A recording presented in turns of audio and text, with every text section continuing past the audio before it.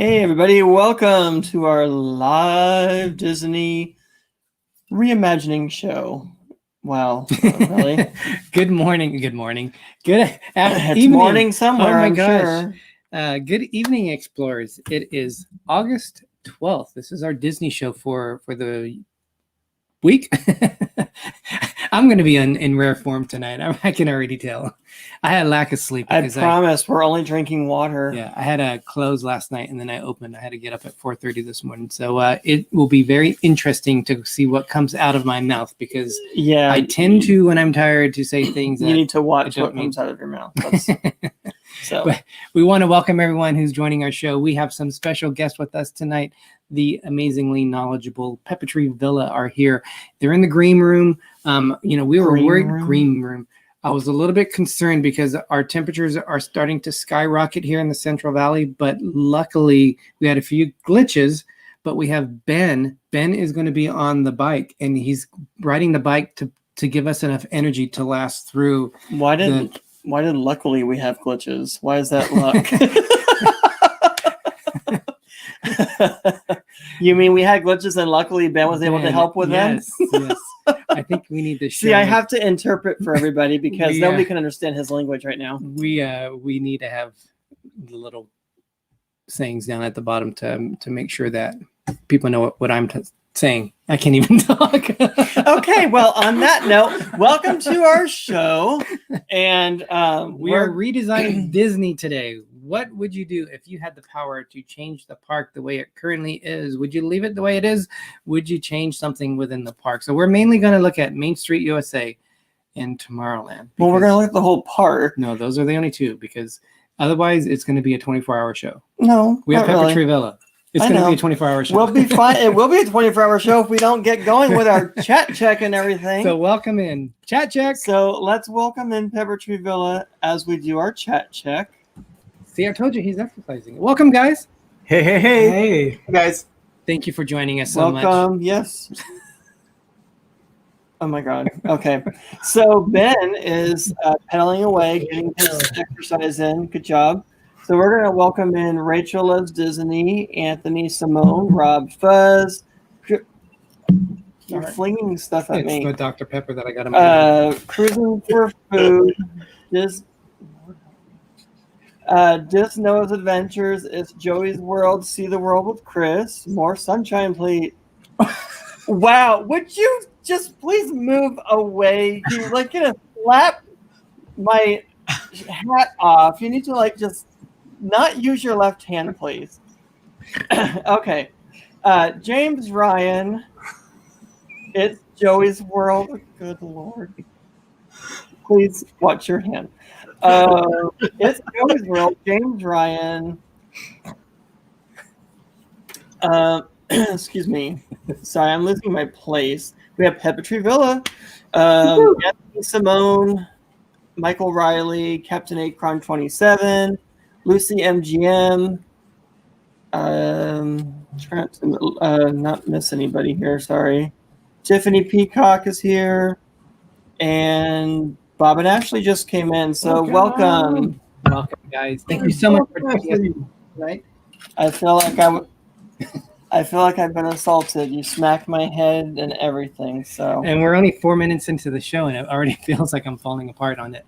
Journey with the Gingers have joined us. Thank you guys for joining us. Welcome. I'm wearing, for the first time, believe it or not, I don't think it's for the first time. Is that the 1998 shirt? Yeah. You got it. It is the May 22nd, 1998. And I never wore it before. This is the first time. I have it. I was there that day. Yep. I was there too. And we're wearing 65th anniversary hats with a 60th anniversary lanyard. So I was just trying to Disney it up. So I don't care 5-year difference. Doug, were you there that day? I was there. I saw the ceremony. I collected even some of the confetti when it shot out. I still have some of that. Oh, wow. Hey, Jonathan Chong and Papa Mozo, welcome. We went because the Beanie Babies were really big back then. Yes. So we went. They released the astronauts. Yep. So we had that in there. I still have those. I do somewhere. I just don't know where it is. Yeah. It's in the vault. Yeah, the little Astronaut Mickey is in Plush Mountain in the Mickey room. we do have all of them then. Oh yeah. So of course we do. So we're going to talk Disney parks, Disneyland. But Greg, you said you had some news that you wanted to go over? Jonathan Chong said you scared me for a second. Thought you were going to show the Speedo LOL. I did. You missed it. Mm-hmm. So Greg, what is the news that you wanted to cover? Well, we're just going to incorporate it. But so apparently they're doing another Pinocchio movie, but it's the live version of the Disney version of the Pinocchio movie. And Tom Hanks is apparently being considered for the role of Geppetto, which I can kind of see that. I mean, I don't really have a preference of who would play that role, but I'm sure he would do a good job. So I don't know what you think about that. I know that's one of your favorite cartoons for Disney. I don't know. I just think they are doing so many animated to live action movies. Well, yeah, they already have Robin Hood in the pipeline. They have Little Mermaid. Now they have this. It's like, what else are they going to do? I would like to see original stories, not so much remakes and live animation. I would like to see hand-drawn animation again, actually. We haven't had that since The Princess and the Frog.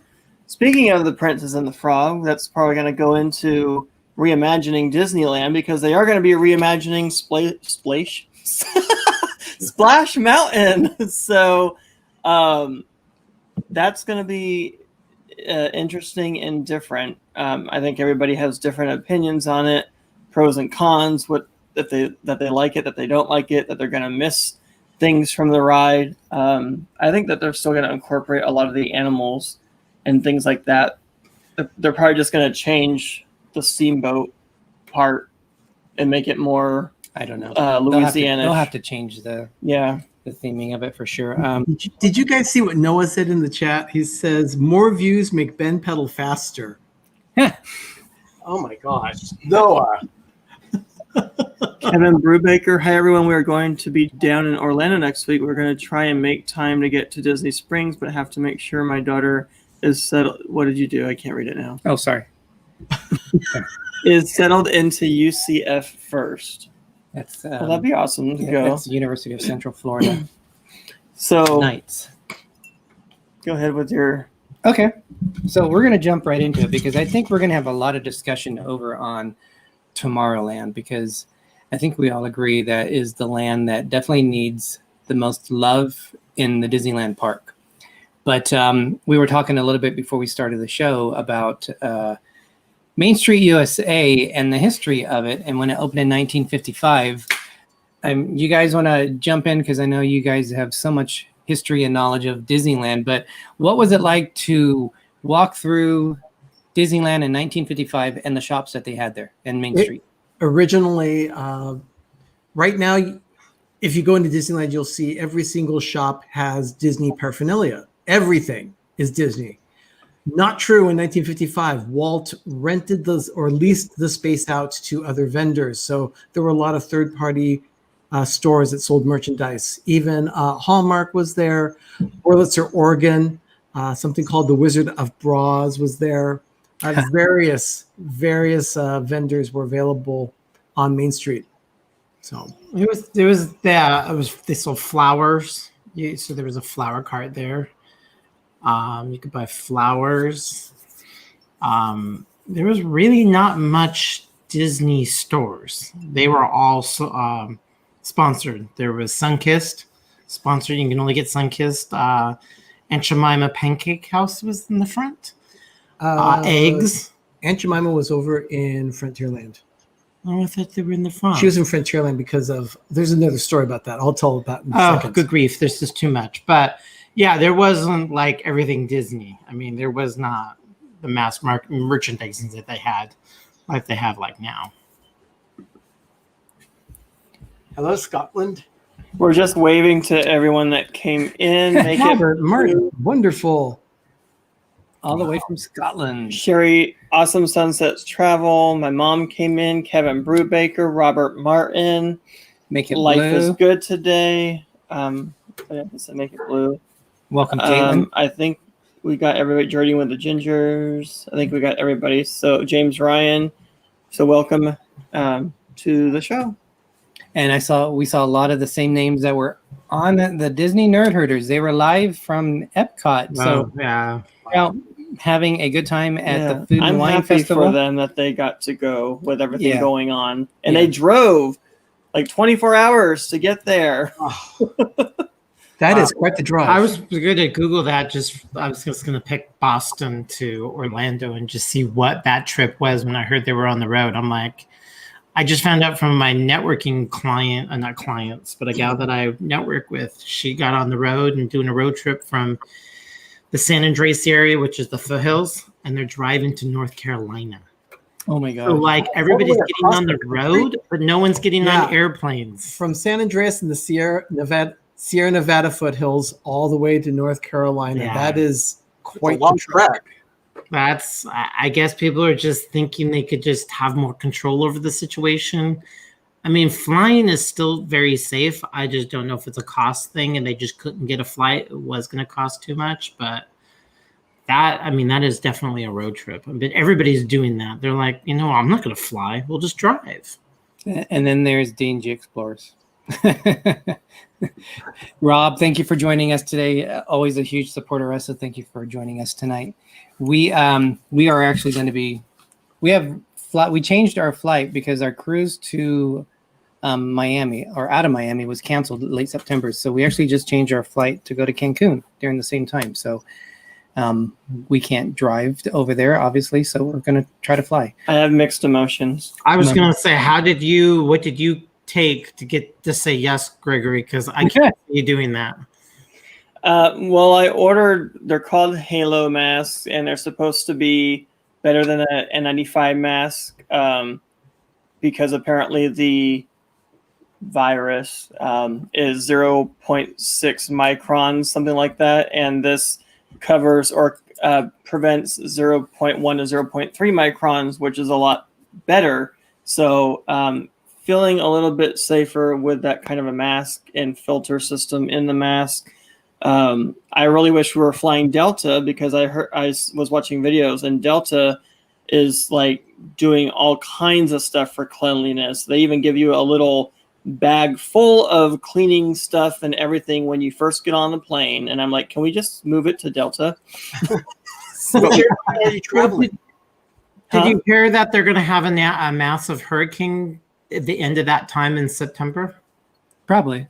Yeah. Gee, thank you, Doug. They talked about there's supposed to be a couple big hurricanes coming. It's interesting that they can forecast that out 6 weeks. Well, that's what the news said. The guy said that they're projecting 2 massive hurricanes coming in the Gulf of Mexico in September.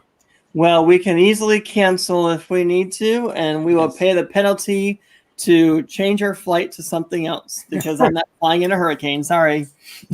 We have some more people join us. Nautical Nurse Nancy, thank you so much for joining us. We have and DisLyfeOfOurs. Thank you so much. Margaret Wilson joined us. So hey, Margaret. Yes, so thank you guys for joining us. Just had to cancel flights and hotels for a cruise I had. My mom got a positive COVID test on Monday. Oh no! So a rough oh my week, gosh! man. I didn't even know you were reading that. I thought you were just saying that right now. I'm like, what? Wow. Well, that's not good. I'm sorry to hear that. Caitlin, I hope everything turns out for the best, definitely. So a positive COVID test doesn't necessarily mean that someone's going to develop extreme symptoms. It just means that they've been exposed, and it's a possibility that it's a false positive. There have been some false positive tests. True. Very true. But another reason why I really don't want to we never leave the house, so we're safe. We never leave the house. No, we just sit here and talk about Disneyland. Mm-hmm. And have everything brought to them. Yeah, we'll see how we do occasionally leave, but we'll see how things are closer to that time. Why are you covering them? Because they can't see it. I'm getting ready to share a screen. But I was gonna say I can't see them. But you can see them right down there. You can see Doug looking out the window. Yes, I'm looking at our palm trees. Share away. All right. So we're going to pull up a map of Main Street, USA, to what's there today. And we're going to ask these guys, and we're going to offer our opinion, what should stay there, what should be maybe put in differently. So we're going to go ahead and do that right now. You have enough maps? That's not the one I wanted to show you guys. Wow. That's okay. I see a very old guide. Being that we're talking about Main Street, or that we were, one of my suggestions was the Main Street Emporium. It's an emporium. So to me, an emporium should have rare things that other stores don't have. You can't find at World of Disney or the Disney stores around the U.S. World of Disney, I would think, would have more rare things, but it seems like it's the same stuff. You go into one store in the Emporium, or you go into the Emporium or one of the other stores, and you can find the exact same thing in World of Disney. There doesn't seem to be a lot of rare items, so that's one thing I would change about. I would even say World of Disney and the Emporium, even though World of Disney is outside of the park, to get more rare items. We did find a couple nice kind of rare things for the 65th anniversary, but there's just more. There's too much of one character and not enough of another, in my opinion. You saying get rid of Mickey Mouse? No. Oh, okay. I'm just saying people like the old classic characters as well as the newer ones, and they're capitalizing on all of these newer ones when a lot of people from older generations like classic characters that don't really have a chance to be merchandised. It's very good. I will say this, and that is the homogenization of the stores at the theme parks really started in earnest in the mid-90s. Before that, there used to be some very unique shops at Disneyland specifically. I remember there was this one store in New Orleans Square called the One of a Kind shop, and you would find antiques. You could find just these wonderful collectibles that were there, not necessarily Disney collectibles, but wonderful things that you would not find anywhere else on property. But then suddenly a different organization came in, people from retail, specifically a guy named Mark Pressler. Paul Pressler came in and said, we need to do more with the shops. And being that he was a retail guy, he changed everything. So much so that there was even this one shop over in Critter Country that really bothered us. They used to sell these wonderful pieces of jewelry, pens, watches, and things in the Briar Patch, which is a store right outside Splash Mountain. Well, we went in one week and all of a sudden there was plush under glass.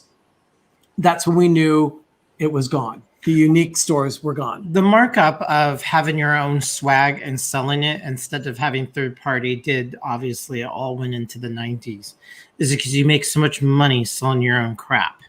So that's when they put it in every store and they made a lot of it really cheap and sold it for a fortune. Yeah. So, and we drank the Kool-Aid and bought it all up and we do have it all. But taking out that said, that's what Disney does. They were, they always wanted to sell swag. They always wanted to sell merchandise. Walt was really huge at it, but it went into earnest in the mid to late 90s where that's all you saw. There was so much Disney merchandise. Really quick, Nancy Fields, welcome. And Make It Blue, we hope that your mom feels better. She was having some symptoms, and I guess you said that you tested negative, which is good. So just hope everything goes well. We also had Just make sure to stay properly distanced. Yeah. And use different towels. Just do everything that you can safely do to remain negative. And thank you, Ben, and welcome, Mousetop. Hey, Walt. Oh. So would you guys change anything on the Main Street? I'm with Greg. Being that Disney does have a major retail presence practically everywhere you go, whether it's a shopping mall or one of the different stores in another land at Disneyland, I would at least take some of the real estate in the Emporium and make it unique to that store. Whether what that merchandise is, I don't know. But it would be really cool if they had some, you can only get this here kind of stuff. Kind of like what Starbucks does with the specific mugs for each of the parks. Yeah. They tried that in 1998. I remember that after 6 months after Animal Kingdom opened, when I went to Walt Disney World, they literally had very park-specific merchandise. So what was in Epcot stayed in Epcot and did not go into the World of Disney. I wanted something in Animal Kingdom, so I thought I can get it in the World of Disney in downtown Disney at the time, which is Springs now. And they said, oh, no, we have now merchandise, very park-specific merchandise, which was really, really cool. Well, I think after 2001, that all went all out the water because now everything is, you can see Magic Kingdom stuff in Epcot. So, I mean, even though they have some very finite stuff that is at very Epcot, you'll end up finding it at other, especially in the World of Disney now. But going back to my feeling of Main Street, it's perfection. It's pretty much exactly what it was in opening day. So if you want to have as resemblance of what 1955 was, granted the shops changed some of the signage and they've always updated the paint, but you can always count on that is exactly, it's almost like a museum piece. And I hate to say that for a park that should change.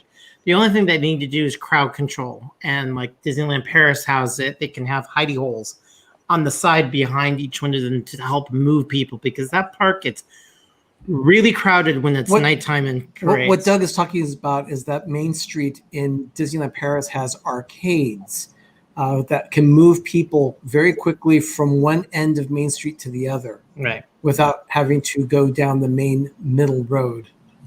You can avoid parades that way. You can avoid large crowds.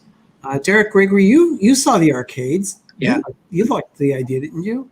Yeah, and it's kind of, you think of an arcade, you think of where you put your quarter into the slot and you start playing Zelda or something like that. Does it really have? It has like the really old classic arcade kind of things throughout. Yeah, I'm not sure why they call it an arcade. They're like corridors. They're corridors, and they're very. And what's cool is if you're heading into the park on the left side, they have the Statue of Liberty is in the middle. So you go into this room, a small room, and it's like a 4th of July with the fireworks going off in the Statue of Liberty because they talk about the relationship between France and the U.S. Where's that at? Disneyland Paris. Oh, I don't remember that. That's like 4 years ago. And then on the other side, it felt like you're in an old-fashioned, like a train station. Was the feel of it to me. So it was really cool. It was pretty wide. I mean, it wasn't like wide, but it was it's to hold crowds, walking in and out. So I thought it was a great concept. So I agree. I think that would be a good addition, at least to one of the sites that they could add on there. One thing that I would like to see though is if you go across the street from the Emporium, there's a place called Disney Showcase. This is an area that used to showcase what was coming to Disneyland. They never changed the name of the store. They just changed what was inside it. And right behind Disney Showcase, there used to be a restaurant. And I wish they would just bring that restaurant there. It would serve breakfasts and lunches. It was very good, very tasty food. And it was a nice, quiet respite from the hustle and bustle of the park. For some reason, that restaurant was always very quiet. Where was that located? Right behind Disney Showcase. Across the walkway from the Mad Hatter shop next to the on the right-hand side. So if you go into the showcase, there's the main room and then there's a back room, and the back room has an area that has like a place that you could walk up to and get things embroidered and things. That used to be the checkout counter. So in this area here. Yes. Yeah, that's it. Yeah, was that the egg place? Yes, it was the egg restaurant. It was great. I loved that place. I mean, I think another restaurant would be kind of cool. A little like cafe type of restaurant. That would probably for me. But other than that, just Main Street to me is it's perfection. I mean, it's just totally cool. Kevin Brubaker also agrees with Greg. The merch stores are too much of the same thing in every store. It's shopping in every store in the Caribbean. They're all the same stuff. Completely agree on that. He was saying that he was afraid of Disney having a villain store because his wife would break him if they had a villain store, which actually wouldn't be a bad idea. Sorry. They did at Disneyland. They did. At Disneyland and Fantasyland in the mid-90s, they had a villain store. And it was fantastic. I wonder why they got rid of it then. It could be that the merchandise per square foot of the store wasn't selling as much as they would have liked, so they changed it to a Christmas shop. And it was there for a long time too. Yeah. So I'm in agreement with Doug. I think there's very little that I would want to change. But if I changed anything, it would be in this area right here. I would like to see the Mad Hatter come over to this other side where you guys were talking about. I think they could easily fit it into this room because a lot of time in the Main Street Magic Shop area, the Disney Showcase, that's where they put a lot of the newer stuff, like the themed, like 2020 or something like that. They'll put in there. But I would like to see the Mad Hatter move over to this other side and then give the Disneyana more room to come over from this side over here. They could make it go through into this entire area and add some stuff because I think that the Disneyana is a very tiny area that they could feature a lot more product if they had this whole area opened up in it. So not so much in terms of, breaking the bank or anything, just moving some shops around because to me, I love Disneyana merchandise. That's my weakness. I'm not a big fan of the Magic Shop. I mean, if you want to find the special Mickey Mouse poop that they have there. Oh, yes. I'm kidding.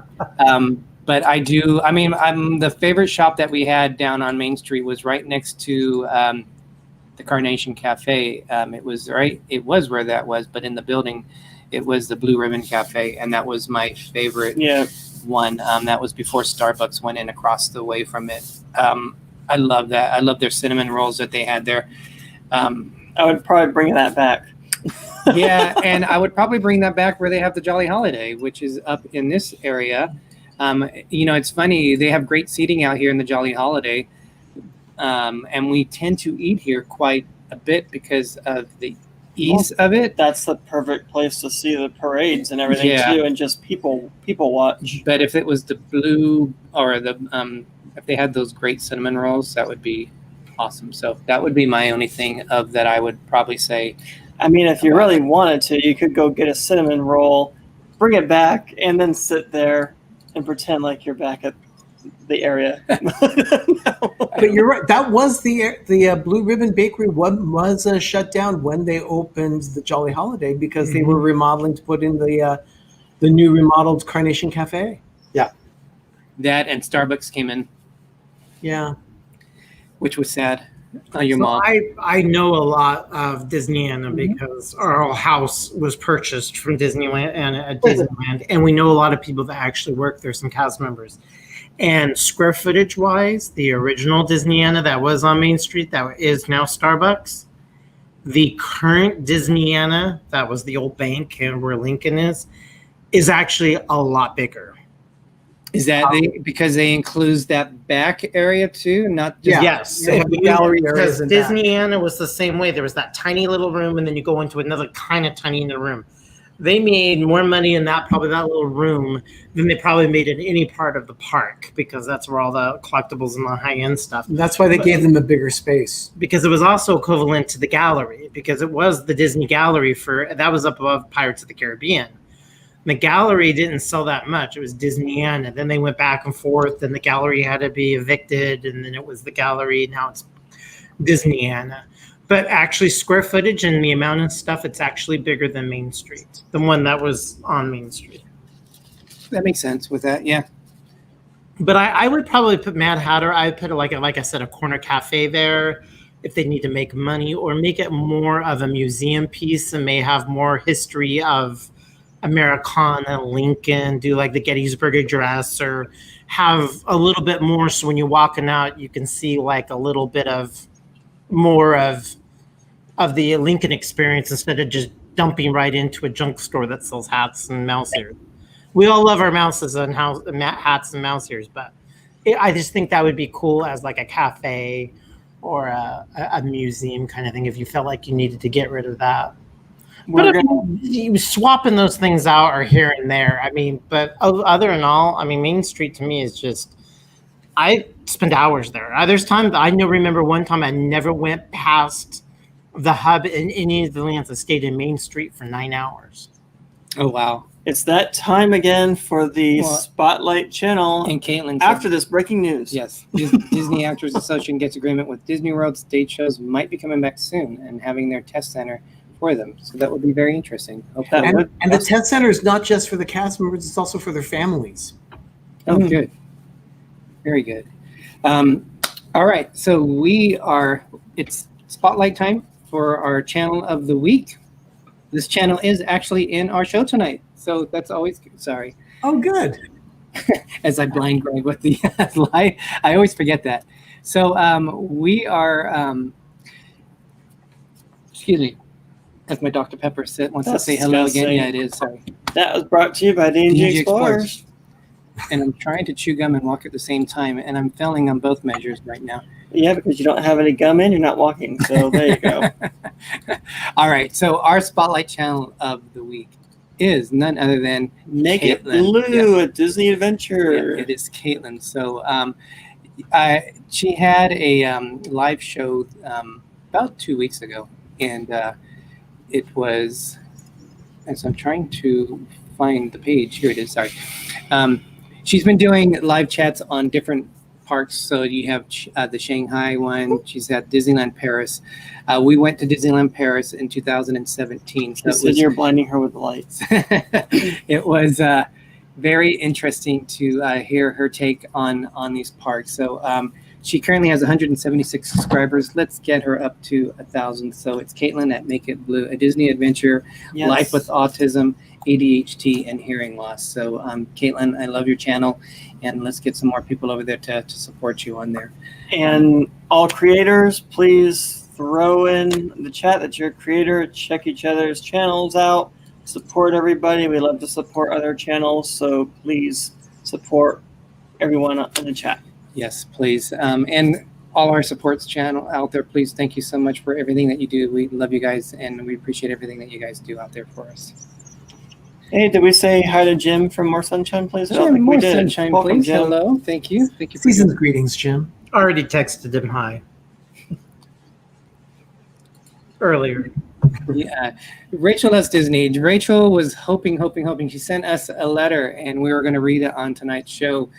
It didn't come. Get it, sadly. So sorry, Rachel. Hopefully it'll be here by the end of next week. She thought we were joking with her, but we wouldn't do that to you. Or would we? No, we wouldn't. No, we wouldn't do that. No, they wouldn't. The chat's just jumping real quick on us. Okay, you guys. So we have about 27 minutes. I think this is where the fun really begins because Tomorrowland. So we're going to talk. We're just going to veer to the right from Main Street into Tomorrowland. I'm sure we will have a whole lot of stuff, but I'm going to go over this. Hence the Tomorrowland shirts that we're wearing. Oh yeah, I just realized it is. I told you it was a 35th anniversary shirt. I wasn't listening. Sorry. That's 35 years of Magic or 35 years of Space Mountain or Space Mountain. Yes, but it's still Tomorrowland. Work with me here. So there's been since 1955 when the park opened, Tomorrowland had the least amount of love at park opening, and that was due because of a budget crisis. Or budget cuts, I should say, not the crisis, but so it was the least developed at park open. So there's been probably about 6 different changes. So we're going to go through those real quick. So from 1955 to 1966, you were whisked to the future of 1986. Isn't it 1986? Yeah. At that time, they had all kinds of weird ideas. They thought cars would be flying by now. Hasn't happened yet. No, but they kind of realized it was going to be outdated because some of the stuff that they had planned changed. We had gone to the moon. Thank you. We had gone to the moon, so it didn't seem as so futuristic as it once was. so they had to do some changes on it. There was from 1967 to 1997, there was the new Tomorrowland. And then from that period after that, it said Tomorrowland in decline, which it seems to be in decline again. But from 1998 to 2004 was the new Tomorrowland incarnation, which is what I'm wearing on the shirt. And that was kind of changed to what you guys were saying. I believe it was Paul Presley was the president at the time of Disney. Yes, he was. He was at the time that the new Tomorrowland opened. Paul Pressler was, I think, transitioning from being the president of Disneyland to being the overall person over all Walt Disney resorts. And then the tide was turned, or the baton was passed on to Cynthia Harris, who was his protege. But Paul Pressler was there to do the dedication speech of '98. So he was still technically, and then Cynthia came right before the reigns, I think in '99, because I remember going to an event and I have a picture of her. I still have that picture. But with me, keep Space Mountain, it's perfection. But every building, you know how in Las Vegas they want to get something and they just implode it? They just explode it all up and then they tear it down. That's what they need to do with every bit of Tomorrowland, except they can't do anything to the monorail station. That's a historical landmark. And Space Mountain. Now, keep all those around, but build it as a triple layer Tomorrowland, where you have something underground, then you have the main ground level, and then something on top to kind of give the illusion, because we could build underground here in California. My theme would be either a 1950s Googie kind of look and go very retro, very vintage retro, you know, the atomic space age, and really kind of play up the glamour of that like they played. They have to fix it like they did with Paris. Paris, they took of what history was, or what they thought the future was, and they played off of that. It's that whole steampunk vibe that I really like in Paris. The Jules Verne steampunk. So take an era of the 50s and not think of the future, but think of future of how it used to be. So Paris, they solved the Tomorrowland problem exquisitely. That's perfection. They just need to do something like that with Disneyland, and either do the retro 55 and play off of 55, or do 1980s and play a whole video game, Wreck-It Ralph, but please do not make it Wreck-It Ralph. I will say this. When they redid Tomorrowland in 1998, the one thing that I did like was the fact that all the landscaping was edible. So it was multiple use. It was. You know, they grew vegetables. The one thing they had was they grew these little chili peppers. Yeah. And people kept grabbing them and then touching their eyes. They had so many people going into first aid, they had to finally say, okay, everyone, stop touching the plants, and they moved the chilies out of reach so that they would slow down the problem of people coming into first aid for an eye wash. They still have some of that by the Buzz Lightyear ride. So. Yeah. Your mom. Yeah, it was not Presley, it was Pressler. Paul Pressler. But when they did the Tomorrowland in '98, it ended up being pretty much just a layer of paint. And they changed the ground from being asphalt into paver stones. And for some reason, they changed Space Mountain from Space Mountain white to green and brass. And it looked awful. But I actually like that. The mountain was small. Huh? It really reduced the size of Space Mountain in its look. It looked very, very small. It did. Well, they were playing off of, again, it was a budget thing. It was the 90s. Paris destroyed all the budgets. And when it came to Disneyland to start the Tomorrowland, Walt Disney World already started theirs, so they were already getting the love. Well, they said, we can't put the same amount of money we're putting in Walt Disney World and Disneyland. So it was, they went on cut. And the reason why they cut was because they had sponsors in place, but the sponsors pulled out after the disaster of Paris. So unfortunately, they didn't have the budget that they were going to put in originally for the rocket rods, for the other attractions, for interventions and everything. They had money in place, but it all fell away. So they had to cut so much, and they ended up just doing paint. It was actually Alien Encounter, which Goodbye Good Riddance is gone in Florida, actually was supposed to be redesigned for the new Tomorrowland. But it was supposed to premiere at Disneyland.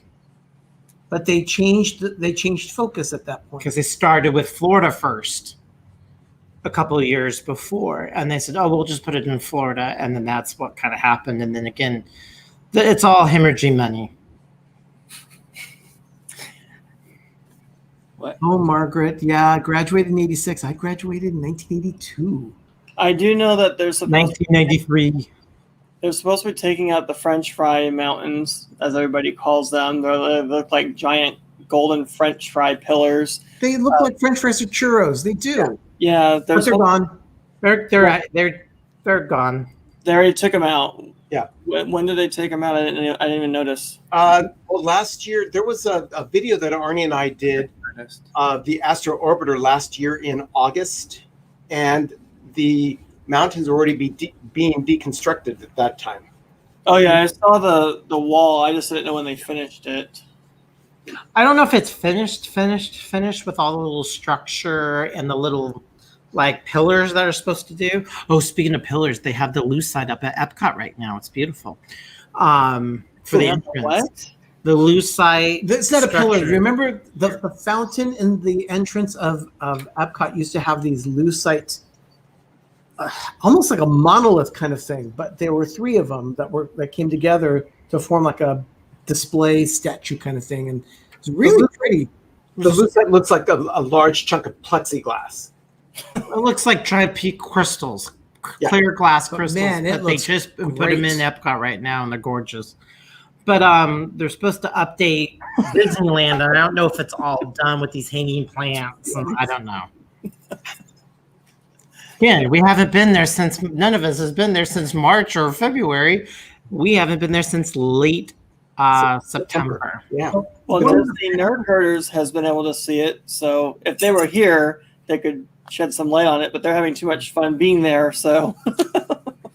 There are a couple of things right away that I would do at Tomorrowland, and that is first and foremost, I would rip down the People Mover track. It's not an eyesore per se. It really helps the land. I really like the look, but it's just a reminder of what used to be. And it's so sad that it just sits there unused and has for decades now. That was one of my things too, but I don't know if I would say rip it down, but I would say maybe refurbish it to bring it up to code, unless they had to tear down that whole long road area to make it up to code. Yeah, and then just redo it and make a new ride out of it, or bring an updated version of the People Mover to ours, because it's already at Walt Disney World and that already looks classic. They could bring an updated version or updated look to Disneyland if they did that. My personal take on that has always been make it a Pixar thing. The little shipped or the little traveling egg on the rail during The Incredibles on that island that Mr. Incredible. Oh yeah. It would be a great addition. They just can't go as fast as the moving ride. Make it like an internal or an encapsulated People Mover, so people won't jump from track to track or from train to train, which is what a lot of people were doing in the Disneyland attraction. That actually is a very cool idea. I wonder why they don't do that. Yeah, I wonder why they don't do that at Walt Disney World. We had a few more people like join us from thing. I don't know if we said hello. Danny Fields is in. He's been in for a while. I don't know. Rally Creative Travel, always on the move. Oh, yep. Blaine. Hey, Blaine. Joining us. So let's look at Keystone 76. Yes, welcome. What about that huge big? They don't even do anything with it. I think it was like a radio station or something. The thing with a bunch of satellites and it used to, the Observatron. And it used to spin around at night and everything. I missed that. I would rather see that as the rocket jets again and take the Astro Orbiter out from the front of Tomorrowland and put it right back up where it belongs. Oh, that was one of the best attractions in Tomorrowland. Yep. Just so high up in the air. I mean, feeling like you're going to fall out. That was awesome. I loved that attraction. Yeah. That's how it is at Walt Disney World. I don't even know if I've ridden that ride at Walt Disney World yet. I don't know. Their version of the Orbitron is even way higher. So let's look at what is at Disney's current Tomorrowland. So we have, as you come into the entrance here from the main hub, you have on this side, you have the Buzz Lightyear Astro Orbiter or blasters. Across the way there, you have the Star Wars. Now, say we're redesigning it. Do you think Star Wars needs to be here anymore, or do you think that needs to be in Galaxy's Edge? You know what? I would remove it completely. Yeah, again, get rid of it all or make it a Tron. Put that at Tron, get the Tron light cycles, make it a 1980s video game thing. Bring in Wreck-It Ralph, bring in Tron. You can really have fun in Tomorrowland with like a retro 80s video game look. There used to be a piece of track there, huh? And they took it out because it went. They're just not showing you where the track is because it's not an actual because you ride. could see it right there, and then it Yeah. would have come out that way. Okay. Correct. So also in here, we'll go real quick. Here is Space Mountain. There is a theater here where they used to show. Need to do something with that. Change it into a ride, I think. Yeah, they show. Well, Honey, I Shrunk the Audience was in this vicinity over here. The Magic Eye Theater. Keystone, this is Disneyland's Tomorrowland in Anaheim. That is a waste of space. This used to be the old building of the Carousel of Progress. And Inventions needs to be torn down and changed into a better ride. And then it became American Sings. And then it came into Inventions. And now it's Star Wars Launch Bay. Yeah. Well, it also has Marvel in there too. Yeah. And then they're doing more Marvel than they're doing so Star Wars. Sad. It's just such a waste of space now. It's so Just gross. a store. here is the Tomorrowland train station, and then you have the Autopia. They need to get rid of that. Yeah, and then the monorail station is also included in it. Now, is Little Nemo, is that considered Fantasyland, or is that considered? That is Tomorrowland. It is Tomorrowland. Yeah, the subs are Tomorrowland, and the monorail station is about the only piece of architecture that needs to stay there. Everything else can go, as far as I'm concerned. Yeah. Space Mountain building is separate than everything else. Again, everything around Space Mountain and the monorail train, everything could get imploded and leveled to the ground.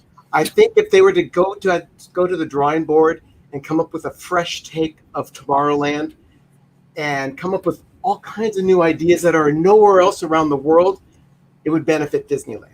Mm-hmm. Daniel said if you canned Autopia, you could put 3 rides in. That could be where they put Absolutely. Tron. I was going to say you could put Tron in there or something different. I would venture to say, Daniel, that you could put even more than 3. The way Disneyland builds attractions, Yeah.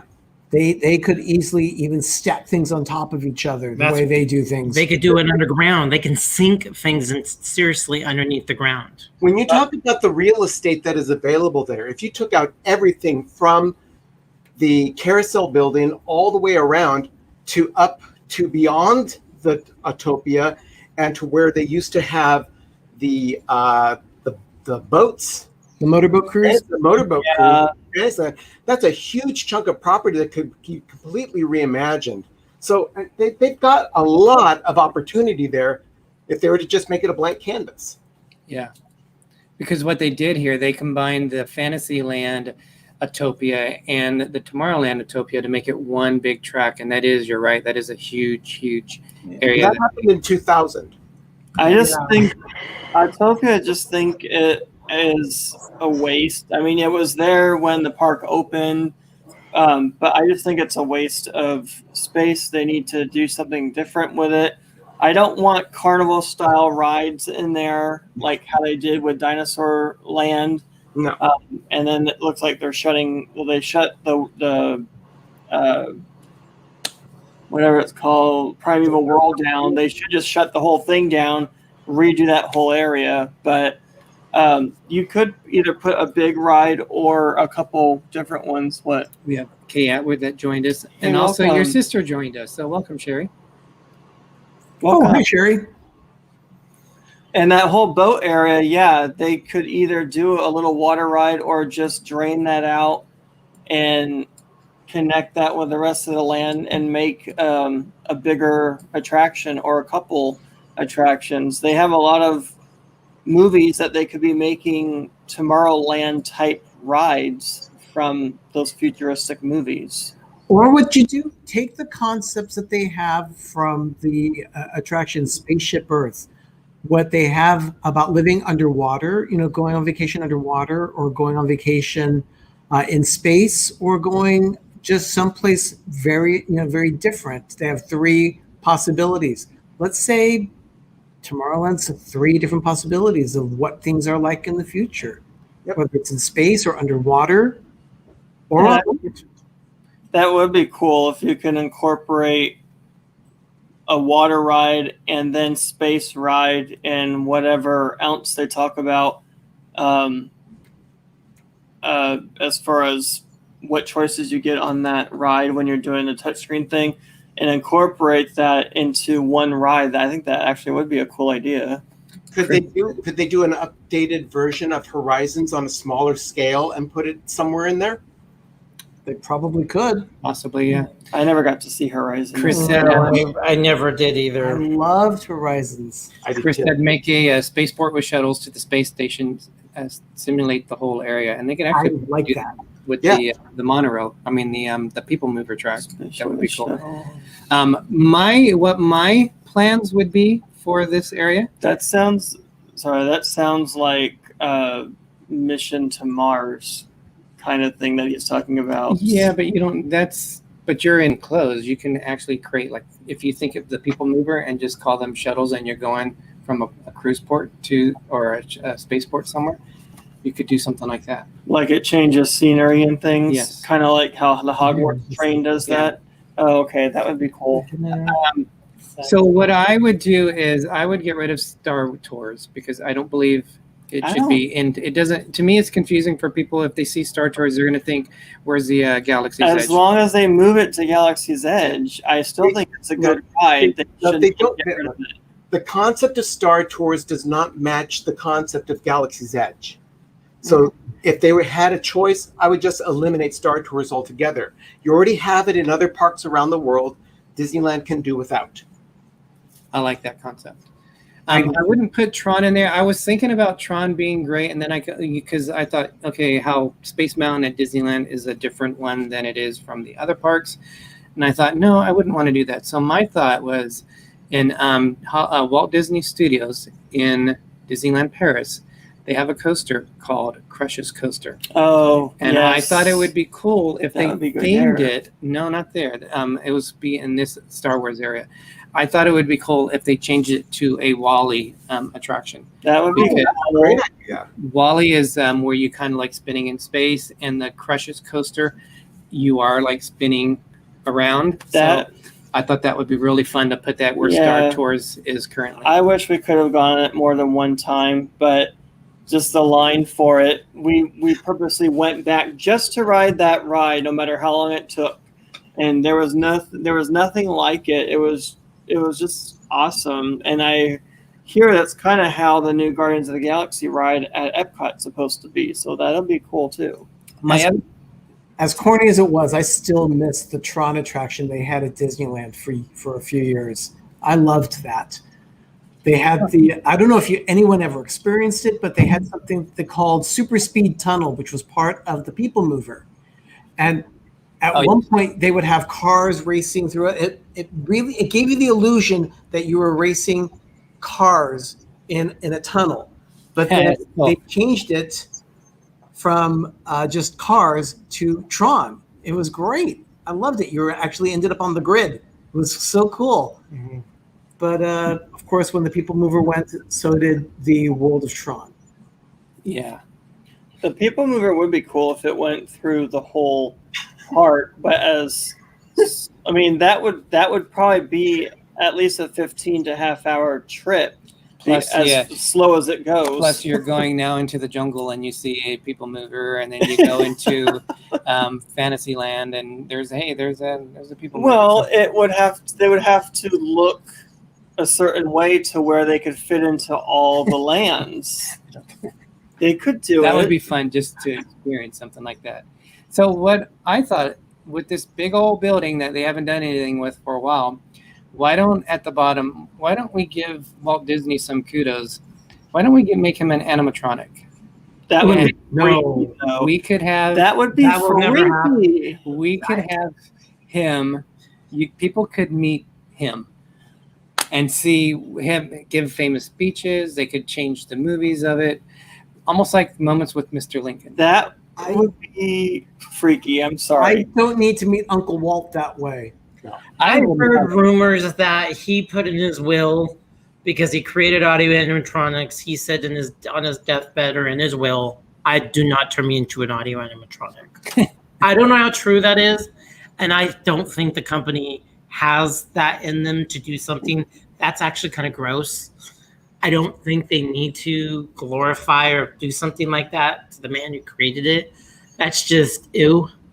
Other than that, I mean, no, they can think of something else. I mean, I would love a shrine to A shrine. A shrine. shrine, really? You need an Animatronic. altar? I mean, he's not a deity. I mean, he's a cool man, and he's it's everything about him is great because he did bring so many people together. But no, that's creepy. Apparently, people have said that he haunts the park. So whether that's true or not, I don't know. But Yeah. if that's already happening, we don't need an animatronic of him.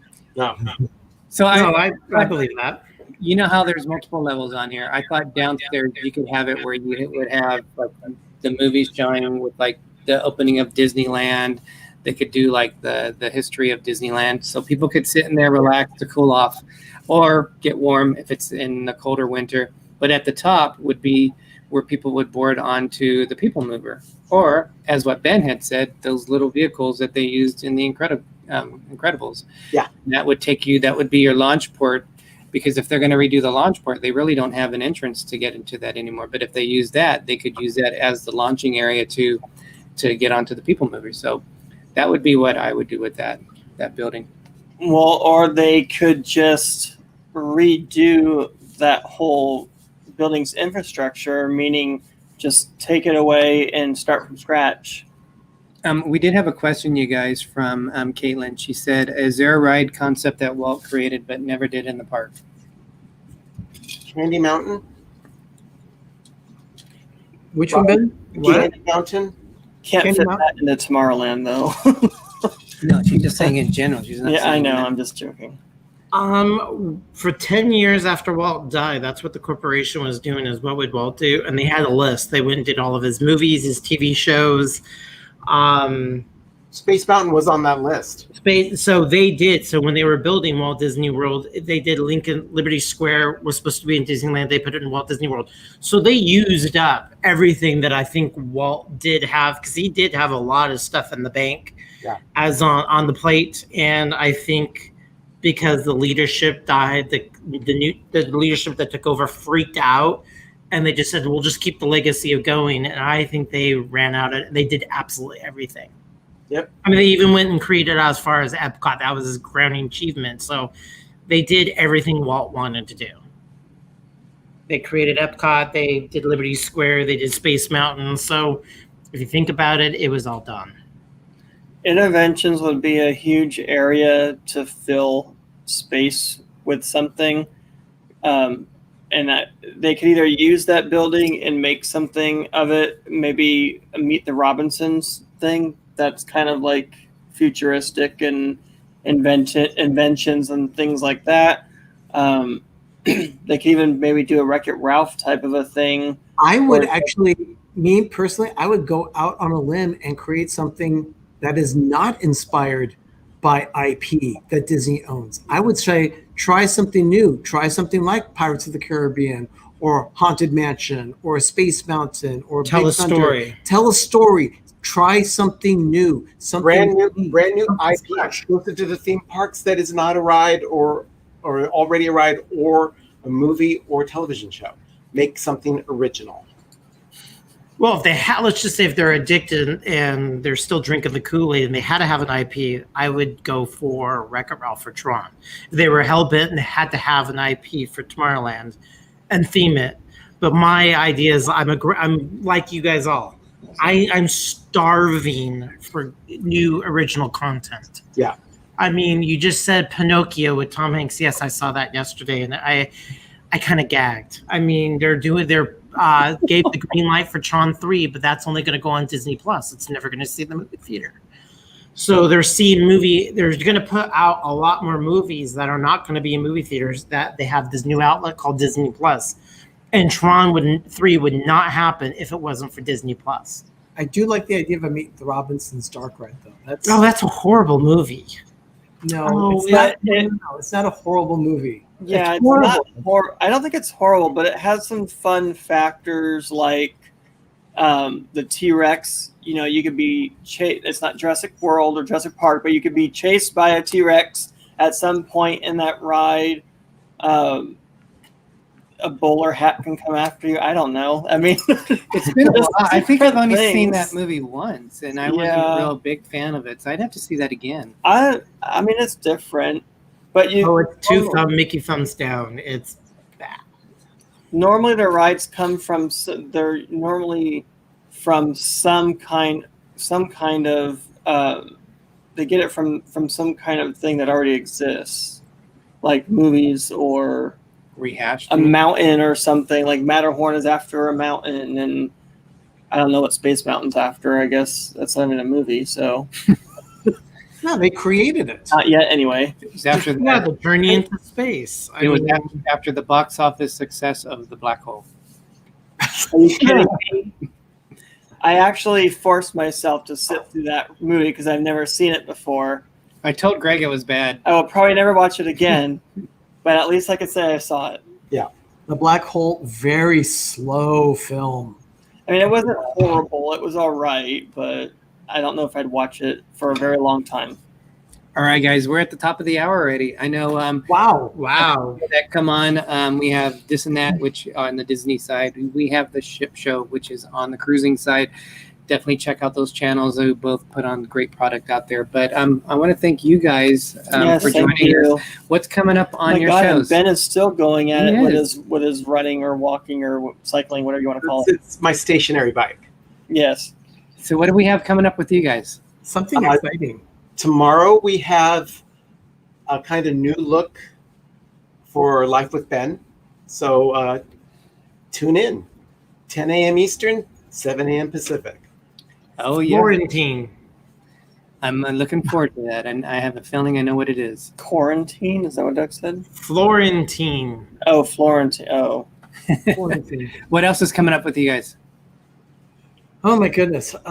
Just more food recipes are coming very soon. We're really getting a focus on food as well as cocktails. Cocktails will be coming to PTV. And Monday night we'll be discussing something we love. Yeah.